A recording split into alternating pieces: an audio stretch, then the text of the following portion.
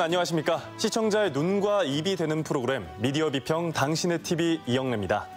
짧은 형식의 영상물이 넘쳐나는 요즘 소리로 전달하는 라디오의 영향력이 예전만 못하다고 말하기도 하죠.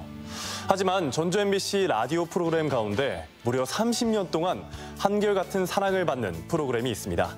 바로 FM 모닝쇼인데요. 얼마 전엔 30주년 기념 콘서트를 열어 청취자들의 사랑을 확인하기도 했습니다.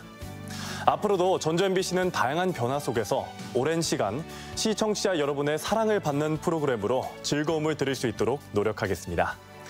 시청자의 시선으로 전주 MBC의 프로그램을 살펴보는 시간, 첫 번째로 만나볼 코너는 이달의 시청자위원회 시간입니다. 시청자위원회는 시청자의 권익을 보호하기 위해 각계 전문가위원으로 구성돼 월 1회 회의를 진행하는데요. 11월 시청자위원회에서는 전주 MBC 프로그램에 어떤 의견을 제시하고 평가했는지 그 현장을 직접 만나보겠습니다. 이번에 좀 재밌게 본 프로가 반갑습니다. 11월 11일자 그 혼불문학상 수상자이신 작가님께서 나오신 프로그램을 재밌게 봤는데요. 우선 그 작가님이 이번에 수상한 작품을 7년 동안 쓰고 고치고 해서 여기까지 왔다는 부분에 대해서 많은 감명을 받았고, 그리고 이 마지막에 그 작가님이 목숨을 소중히 여기면 좋겠다. 그리고 다른 이를 돌보는 삶도 아름답다. 여러분들께 드리고 싶은 말은 목숨을 소중히 여기셨으면 좋겠습니다. 목숨을 소중히 여기셨으면 좋겠고, 그리고 다른 사람을 사랑하는 걸로, 다른 사람을 돌보는 걸로 자기의 삶을 가꿔가고 지탱해 가는 것도 저는 의미가 있는 것 같아요. 굉장히 울림을 주는 말씀을 하셔서 시청한 많은 분들이 많은 생각이 들지 않았을까 합니다.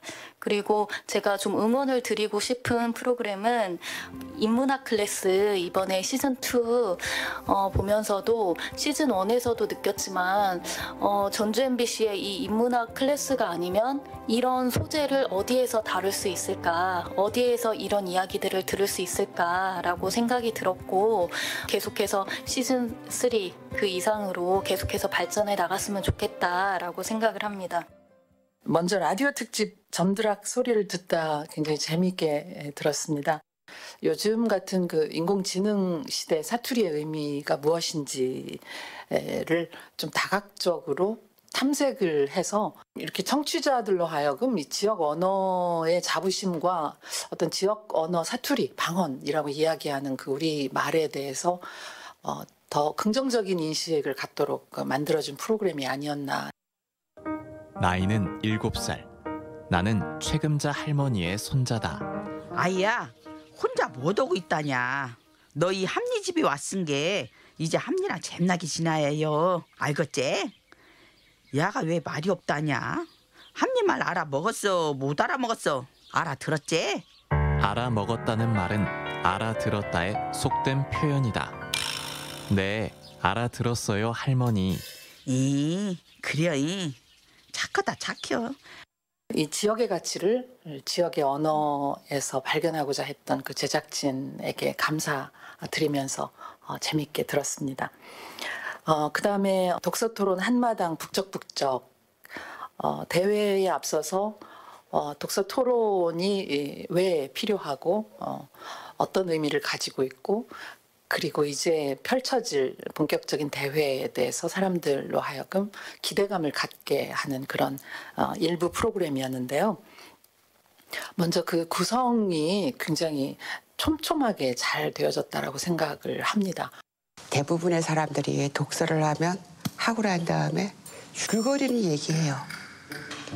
줄거리는 얘기하고 생각을 안 한 경우가 상당히 많아요, 의외로. 근데 정말 독서의 진짜 묘미는 독후예요. 그 책을 읽고 자기의 생각을 말할 수 있고 동시에 그걸 기록할 수 있다면 그건 최고의 독서죠. 우리 김미옥 선생님이 그러셨나? 독서는 네. 자기 지식의 영토를 넓히는 거고 땅을 넓히는 거고 그 넓혀진 땅에 그냥 그대로 놔두면 아무 의미가 없고 네. 그 땅에 뭔가를 심고 그래야 거기서 뭘 잘하고 거둘 수가 있는데 예. 그게 바로 이제 우리 김 선생님 얘기하시는 독후에 생각하는 거 그걸 곱씹어 보는 거 그게 반드시 필요하다는 예, 얘기죠. 그러니까 독서 자체만 중요한 것이 아니라 독서 후, 독후에 어떤 생각을 하고 그리고 그런 생각들을 토론하고 다른 사람들의 의견을 좀 들을 줄 알고 그러면서 이 다양한 의견들을 서로 존중하는 토론 문화의 중요성들을 이렇게 패널들이 이야기하면서 박경림 MC와 함께 잘 그리고 다가올 대회에 대한 기대감까지 갖게 하는 충분한 그런 프로그램이 아니었나 생각을 합니다. 네, 저는 그 11월 5일을 하고 또 11월 19일 날 방영된 그 우수기업 레저 스포츠 박람회 참 재밌게 봤고요. 진행자의 묘미가 굉장히 돋보였습니다. 그 많은 그 상품과 곳곳을 숨가쁘게 각종 그 상품들의 특성을 소개도 하고 감각 있고 굉장히 재미있는 리액션을 섞어가면서 설명을 잘 해줘가지고요. 참 재밌게 봤습니다. 자, 그리고 다정다감. 저렇게 시청자는 이쪽에서 보고 있는데 둘이 딱 이렇게 정면 대결을 하고 있는 거예요. 그 서로 MC하고 그 출연자가 왜 저럴까? 그냥 가벼운 책상 하나 놓고 나란히 앉아 있어도 훨씬 더 다정하고 좋을 텐데 그렇게 그 위치를 벌려가지고 할 그런 내용들이 아니거든요. 그래서 그런 거는 조금만 신경 써도 훨씬 더 부드럽게 나갈 수 있지 않을까. 10월 25일자로 전주 현대차 공장에서 그 백혈병 산재 인정이 되었습니다. 이제 대기업인 그 현대차에서 과거와 같은 이런 산재 사고가 특히나 이 도장 과정 안에서 일어난다는 게 좀 다시 한번 환기가 되어서 좀 의미 있는 보도였던 것 같은데 좀 아쉬웠던 부분은 당시에 공동으로 산재 신청을 했던 다른 3명의 노동자는 산재 인정이 안 됐습니다. 근데 이제 리포트 상으로 봤을 때는 그 사유가 무엇인지, 그러니까 어떤 노동자는 산재가 인정되고 왜 다른 노동자는 산재가 인정이 안 되는지 사유까지는 좀 나오지는 못했던 것 같아서 향후에라도 이 왜 산재 신청이 공동으로 됐음에도 불구하고 인정은 한 명만 됐는지에 대한 부분을 좀 다시 추가 보도를 해주시면 좋을 것 같습니다. 홈페이지 관련한 부분인데 전주 MBC 홈페이지 쭉 살펴보다 보니까 이제 가장 이제 어쨌든 지역에서 오래되었던 김차동 FM 모닝쇼 같은 경우는 그래도 그 코너가 굉장히 다양해서 다양한 게시판들이 이렇게 활성화되어 있는데 다른 라디오 프로그램 같은 경우는 게시판이나 다시 보기 같은 거 아예 없는 경우도 있더라고요. 예를 들면 이제 전파사수 같은 경우는 홍보자료 딱 하나가 올라가 있는 정도긴 하던데 좀 홍보 차원에서도 홈페이지에 뭔가 뭐 예를 들면 이제 다시 듣기는 어렵지만 다시 보기 방식으로 유튜브로 가면은 다시 볼 수 있다든지 이런 것들이 좀 안내되면 좋겠다라는 생각을 해봤습니다. 뉴스에서 저는 좋았던 것이 청년몰 현재 상황 이야기 해주는 것도 좋았는데 전주 남부시장과 신중앙시장 청년몰이 큰 관심을 받으면서 2016년부터 전국적으로 퍼진 청년몰에는 지금까지 점포 740여 개가 생겼지만 절반이 넘는 409개가 문을 닫았습니다. 군산 공설시장 청년몰의 경우 24개 가운데 16개가 폐업했고 전주 서부시장 청년몰은 18곳이 문을 열었다가 15곳이 철수했습니다.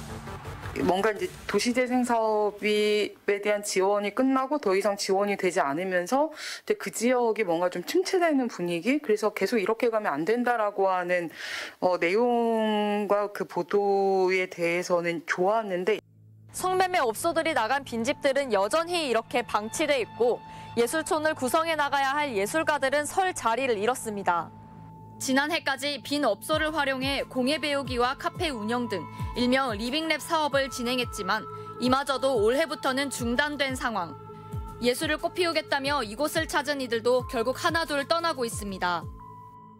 약간 이제 아쉬웠던 것이 행정이 계속해서 이것을 지원할 최소한의 어떤 선을 가지고 있는가, 그런 의지를 가지고 있는가라는 부분이 좀 더 짚어졌으면, 그리고 지속 사업을 위해서 무엇이 필요한지가 좀 더 얘기가 됐으면 어땠을까라고 하는 약간의 아쉬움이 있었고요.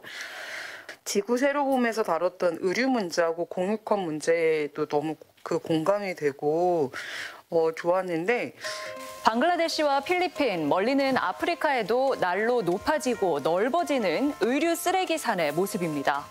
지구 곳곳의 개발도상국에 쌓이기만 하는 어마어마한 양의 의류 폐기물이 우리 일상에서 흔히 볼 수 있는 이 의류 수거함과 관련이 있다는 사실 알고 계신가요? 그렇게 쓰레기로 버려지는 게 조금 줄어들기 위해서 이제 지자체에서 어떤 노력이 필요한가라고 하는 질문도 해볼 수 있었으면 좋겠다라는 생각이 들었어요. 왜냐하면 환경 문제를 얘기할 때 개인의 노력과 그 사회적 노력이 같이 필요한 부분이 있는데, 그냥 이렇게 문제를 딱 던져놔 버리니까 개인의 노력을 넘어선 어떤 부분에서는 사회는 어떤 노력을 해야 되는가라고 하는 것도, 그런 부분도 함께 해주었으면 어땠을까라고 하는 바람이 있습니다. 시청자 위원들의 의견 잘 들었습니다. 모든 시청자의 이야기를 들을 수는 없지만 시청자를 대변해주는 시청자 위원들이 있어 전주 MBC의 다양한 시각이 더해지는 것 같습니다.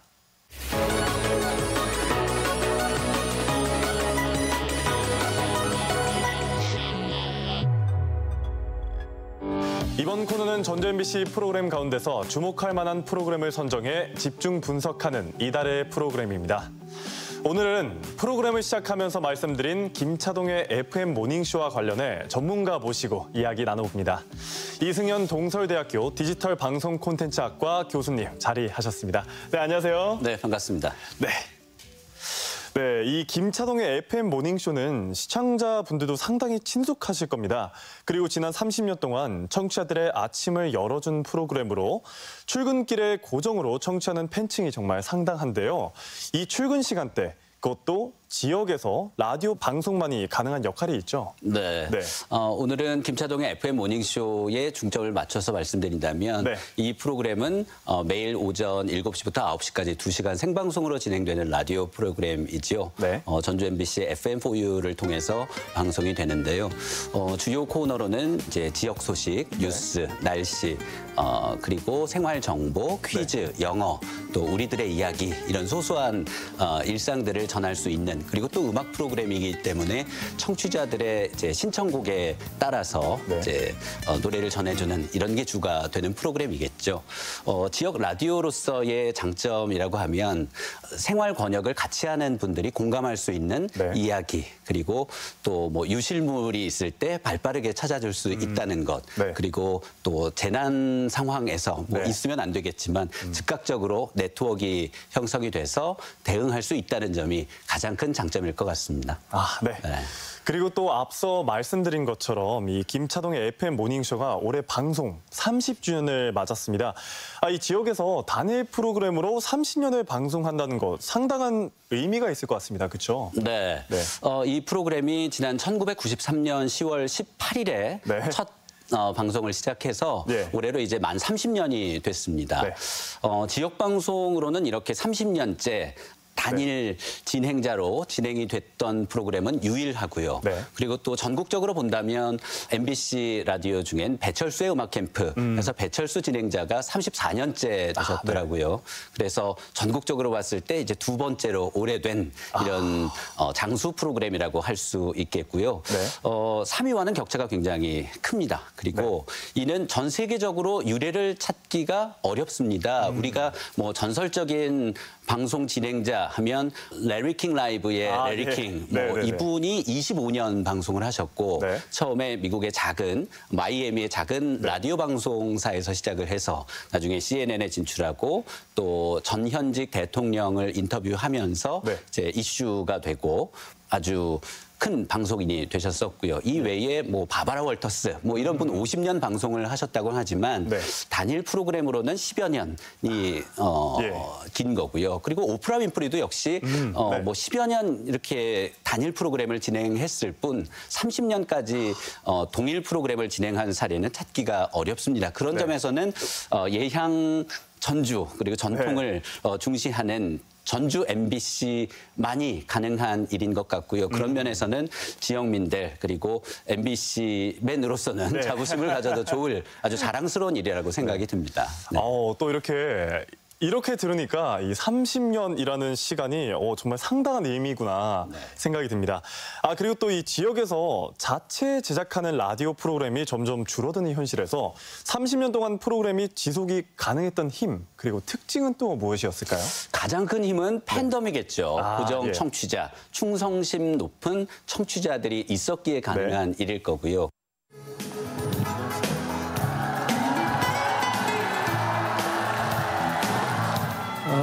반갑습니다. 안녕하세요. 김차동입니다. 제가 30년 방송하면서요. 매번 많은 사람들 앞에 서면 박수를 받아요. 근데 초창기에는 약간 탄식조의 박수였어요. 뭐냐면 꽃미남으로 생각하셨나 봐요. 30년 전 얘기입니다. 그때 제가 방송 막 시작할 때 엄청 인기 좋았거든요. 근데 탄식을 하면서 박수를 쳐요. 근데 요즘은 그 세월에 30년 더해서 이렇게 생겼을 것 같다? 그런데 생각보다 괜찮은가 봐요. 요즘은 환호의 박수를 보냅니다. 아유, 감사합니다. 고맙습니다. 제가 만든 역사가 아니고요. 바로 도민 여러분들이 한 DJ를 열심히 응원해 주시고 사랑해 주시고 전주 MBC라는 그 매체를 열렬히 응원해 주셔서 만들어진 역사, 우리 함께 즐기시는 겁니다. 그 다음으로는 이제 제작진의 팀워크일 텐데요. 진행자뿐만이 아니라 담당 PD, 구성 작가님도 2분 계시던데요. 작가 그리고 엔지니어까지 이제 팀워크가 있고 그리고 가장 큰 경쟁력이라고 한다면 진행자의 호감도 매력도 전문성이겠지요. 그리고 편성 책임자들은 매번 개편 때마다 고민에 빠집니다. 어떤 유혹에 빠지기도 하고요. 어떤 유혹이냐면 개편 시기에 뭔가 쇄신해야 한다라는 스트레스, 중압감도 있을 텐데요. 그런 시기에 가장 큰 방법이라면 3가지겠죠. 첫 번째, 제일 쉬운 방법은 진행자 교체가 쇄신의 첫 번째 거고요. 두 번째는 뭐 텔레비전 방송이라면 세트 교체, 그리고 3번째는 이제 코너 구성을 다양화하는 걸 텐데요. 그 첫 번째 가장 쉬운 쇄신의 방법을 취하지 않고 그 김차동의 맞습니다. FM 모닝쇼를 사수했다는 것, 이게 가장 큰 미덕인 것 같고요. 이제 30년 이상 되면 더 이상 손대기 굉장히 부담스러울 겁니다. 그럼 DJ 얘기를 해서 앞으로도 뭐 DJ 얘기를 안 할 수가 없는데 이 라디오 방송 특성상 이 청취자와 진행자 간에 이 친밀감이 생길 수밖에 없는 매체잖아요. 그렇다면 여기서 봤을 때 이 김차동 DJ가 30년 동안 청취자들에게 사랑받는 이유 무엇이었을까요? 진행자의 매력도를 연구한 연구 논문들이 굉장히 많이 있는데요. 그 구성 요인으로 보자면 인적 호감, 전문성, 그리고 성실성, 그리고 인지도 이런 것들로 구성이 되는데 요즘 MZ 세대에서 이야기하는 육각형 인간 이런 여러 가지 요소들을 다 갖춘 케이스라고 볼 수 있습니다. 30년 동안 지명도는 말할 것도 없고요. 그리고 음악 프로그램에서의 팝이면 팝, 그리고 대중가요면 대중가요, 그 전문성을 지니고 있는 거지요. 그리고 무엇보다 친밀감, 친근성 이런 부분은 저는 김차동의 FM 모닝쇼를 참여 관찰할 기회가 오래전에 한 2005년 있었는데요. 그때 뵌 바로는 아침에 7시 라디오를 위해서 5시에 출근을 하시더군요. 이제 워밍업을 합니다. 1시간 동안은 방송 준비를 하실 거고 그 전에는 5시에 출근해서 1시간을 운동을 하시더군요. 맞습니다. 네, 진행자도 알고 계실 텐데요. 직접 뵌 적이 있었는데 깜짝 놀랐습니다. 그런 성실함 그리고 어떤 체력 관리도 굉장히 중요한 부분일 것 같습니다. 아침 뉴스를 진행할 때 보면 족은 굉장히 힘들잖아요. 7시 뉴스를 하기 위해선 6시까지는 늦어도 와야 하고 저녁이 없는 삶이었을 거고요. 김차동 DJ는 그 삶을 30년 루틴으로 새벽 4시 반에 아침을 시작하고 2시간 동안 방송을 준비하는 이런 성실함이 있었기 때문에 롱런할 수 있는 그런 경쟁력을 지녔다고 생각합니다. DJ 관련 얘기 한번 나눠봤는데요. 또 이 부분도 제가 궁금했습니다. 또 반면에 코너나 고정으로 출연하는 패널 역시 오랜 시간을 함께하다 보니까 이 친근함하고 편안함은 있지만 자칫 진보하고 새로움은 없다는 의견도 나오는 것 같습니다. 혹시 교수님 방송 들으셨을 때 전반적인 평가는 어땠습니까? 글쎄요. 이 역시도 굉장히 조심스럽습니다. 왜냐하면 30년 동안 고수했을 때는 고정 팬들이 있고요. 팬덤이 굉장히 강력하게 구축이 돼 있고 이제까지의 노하우가 있기 때문에 물론 방송에서는 신선함과 어떤 노련함 그리고 참신함과 어떤 노하우 이런 것들이 늘 고려되는 부분이기는 한데요. 그건 이제 10년 안쪽의 경우인 것 같고요. 30년 했을 때는 이제 오랜 친구이고 마을로 치자면 고목에 해당되기 때문에 이걸 감히 평가하는 건 굉장히 마치 그 아이들 팬덤을 언급했을 때 위험함도 있을 것 아이돌의 같아서. 팬덤이요? 물론 김차동 FM 모닝쇼를 모르고 그리고 김차동 DJ의 캐릭터를 잘 모르고 짧게 보고선 언급한다면 뉴미디어 시대에 맞게 OTT 방송, 뭐 실시간 스트리밍도 해야 하는 것 아닌가 이런 제언을 할 수 있겠지만 안 하겠습니다. 왜냐하면 안 했을까요, 시도를? 이제까지도 했던 걸로 알고 있고요. 그런데 실시간 동시 접속자가 100명에서 300명에 불과하고 아침 시간 7시에서 9시까지는 굉장히 바쁜 시간이죠. 뭐 누군가에게는 퇴근 시간이기도 하겠지만 대부분의 사람들은 하루를 준비하는 시간이라서 온라인 스트리밍을 통해서 영상을 시청하기보다는 청각에만 유지한 채 본인들의 바쁜 아침 하루 준비를 하는 시간이기 때문에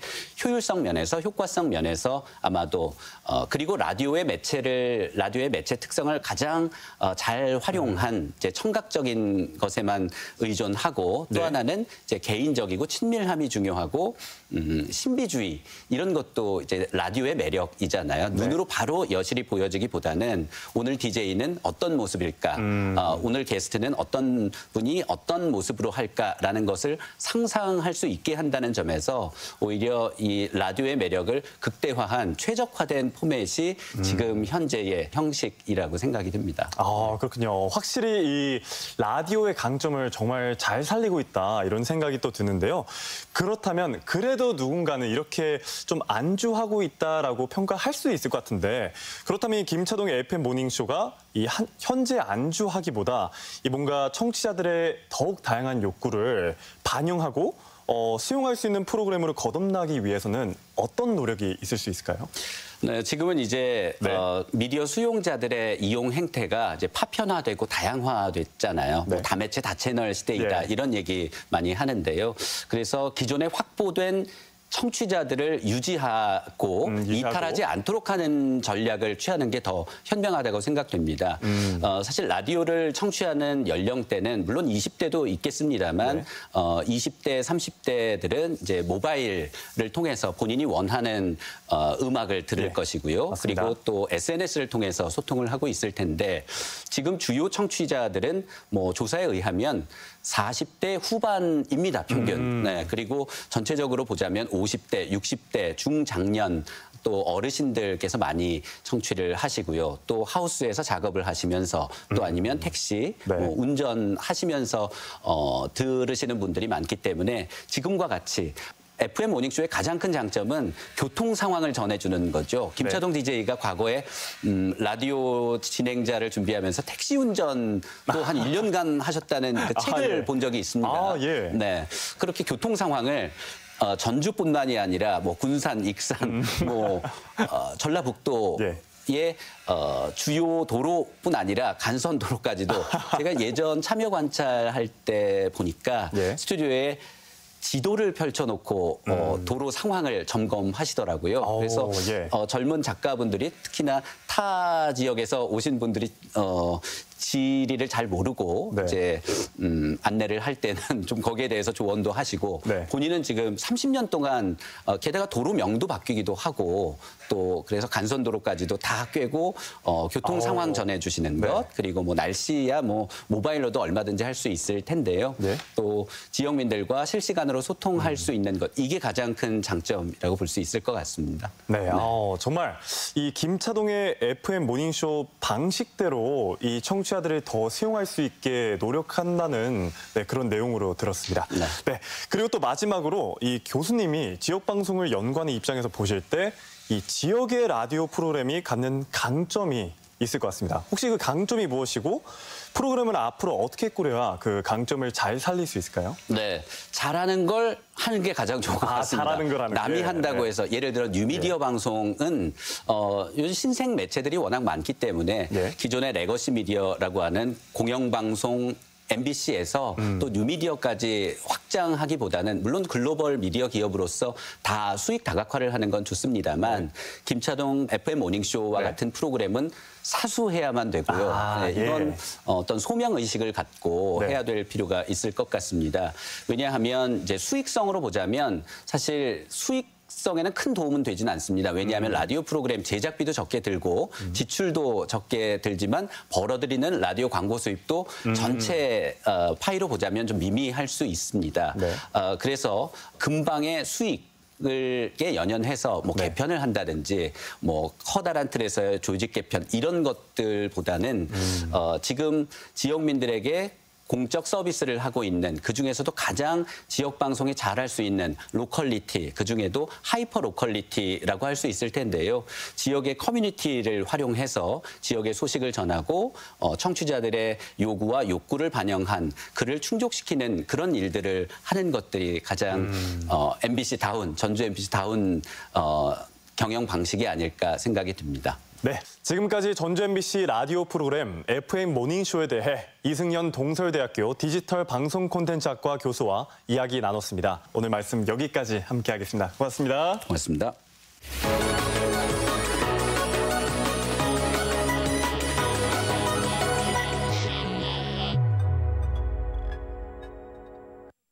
다음으로는 일반 시청자들의 의견을 들어보는 시간, 시청자의 눈높이에서 바라보는 전주 MBC 프로그램.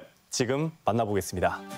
전북이 참 좋다, 김장은 사랑이여라 편을 봤습니다. 김치를 점점 서먹적으로 변해가는 요즘 시대에 이렇게 김장의 과정을 처음부터 보여주며 예전 김장철의 모습을 다시 볼 수 있음이 너무 좋았습니다. 또한 그 김치를 어렵고 소외된 분들에게 드리는 모습이 너무 따뜻했고 김치를 받으시는 어르신들의 표정과 드리는 분들의 표정에 정이 정말 가득해 보였습니다.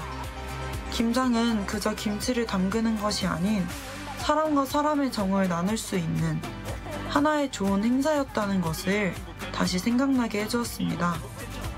다만 아쉬웠던 점은 한국의 대표 음식인 김치와 김장에 대한 내용이었기 때문에 김치를 옮기는 과정을 도울 때 나오는 노래가 팝송보단 가요가 나왔더라면 좀 더 정감 있고 이 편에 대한 느낌을 좀 더 더해줄 수 있지 않았을까 아쉬움이 좀 있습니다. 마녀들의 포레스트를 보고 약간 아쉬웠던 점이 있었는데요. 패널들이 나오는 작은 화면이 위아래로 왔다 갔다 움직이는 게 집중력을 조금 흐리게 하는 것 같았습니다. 또한 최근 막걸리 마녀편에서 나왔던 이화곡이나 누룩 그리고 그 막걸리 만드는 과정들이 나왔는데요. 나오는 과정 중에 막걸리에 대해서 잘 모르거나 용어들이 조금 생소해서 이해하기 좀 어려웠던 것 같아요. 그래서 영상이나 사진 같은 시각적인 자료가 있으면 이해하기 조금 더 편할 것 같았습니다. 랜선 다문화 베트남 유튜버가 말하는 베트남 마을 축제를 시청하였습니다. 우리나라의 많은 축제뿐 아니라 다른 나라의 문화에 대해서 알 수 있어 좋았고 다문화 가족에 대한 이야기를 알 수 있는 길이 많지 않은데 이 프로그램을 통하여 베트남이란 나라에 대해서 또 알아갈 수 있음에 감사했습니다. 베트남 축제에 대해 알아보며 마을 주민들이 참여하는 모습들과 또 이후에 있어지는 시상까지 자세한 내용을 다뤄주어서 신기하고 흥미로웠습니다. 다만 축제를 준비하는 과정과 또 이 축제가 어떤 취지로 만들어졌는지 그 유래까지도 소개하면 베트남이라는 나라에 대해 우리가 조금 더 가까워지지 않을까라는 아쉬움이 들었습니다. 지금까지 다양한 시청자분들의 의견 잘 들었습니다. 칭찬도 있는 반면 날카로운 지적도 있었습니다.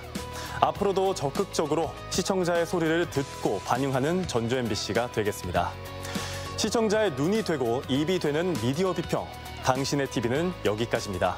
저희는 다음 달 이 시간에 다시 찾아뵙겠습니다. 감사합니다.